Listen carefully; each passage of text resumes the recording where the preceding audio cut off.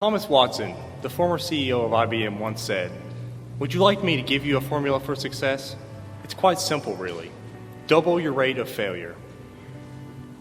You're thinking that failure is the enemy of success, but it isn't at all. You can be discouraged by failure, or you can learn from it. So go ahead and make mistakes. Make all that you can, because remember, that's where you will find success. There are two ways I can think to find success in the world. And the first one is to take risk. Watson was right when he said that success is often found from failing. Unless you plan to happen upon extreme luck by winning the lottery or something like that, you're going to have to go out into the world and make something of yourselves, right? Have a plan.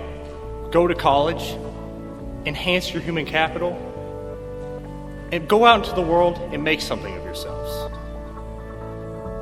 The extent of human capital and how it is applied determines your success in life. And when you go out into the working world, I really hate to be depressing, most of us will fail, and we will fail miserably. But it is how you deal with that failure that will determine your success. The worst thing you can do is accept it. Do not accept it. The only thing you should be accepting is that failure is natural and that you're becoming better through that process. I'd like to share some stories about failure, and you can tell me if these people accepted their failure or if they learned from their mistakes to better themselves. Bill Gates. We all knew he dropped out of Harvard to start Microsoft, and the rest was history. But it really wasn't. What most people don't know about Gates is a company called Traffic Data. It took raw data from roadway traffic to hand it to software engineers to design better applications. It was a complete failure, with no sales. And it was embarrassing for Gates. A few years later, he renamed the company Microsoft, and the rest was history. Colonel Sanders, the same chicken recipe we all know and adore today, denied 1,009 times by different restaurants before it was accepted. Walt Disney, fired by a newspaper editor because he lacked imagination and had no good ideas. Oprah Winfrey, fired from her first job as a television producer because she was unfit for TV. J.K. Rowling, just 5 years before the first Harry Potter novel was published. She was divorced, severely depressed, had published a series of novels with no sales, and she was on welfare. Michael Jordan, cut from his high school basketball team. Dr. Seuss, first book rejected by 27 different publishers. And my favorite, Steve Jobs, kicked out of the company he started after dropping out of college. He founded a company called Next, which failed. In the meantime, was hired at Pixar, brought Pixar to the company we know it as today. And 10 years later, Apple is failing and begging for him to come back. Of course he accepted, and the rest is history. Why am I telling you about these people that failed? The point is that failure is the seed of opportunity.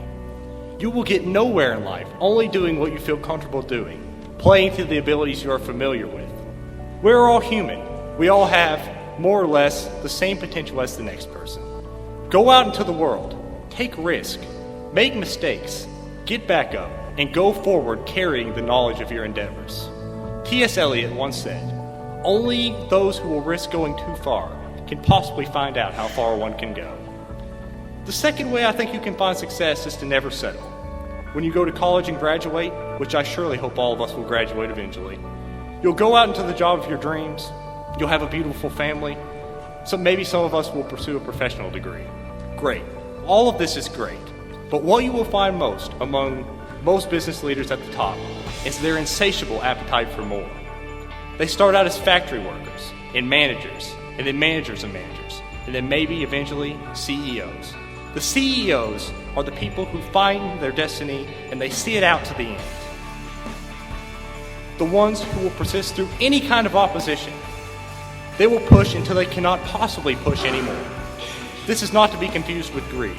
I think the willingness to never settle is you wanting to see your potential out to the end. I'd like to give you two short examples of people who I believe never settle. Jen Fields, who is the current president of McDonald's, oversees 14,000 restaurants and hundreds of thousands of employees. Where was she in 1978? A fry cook at the same restaurant where she now sits at the top.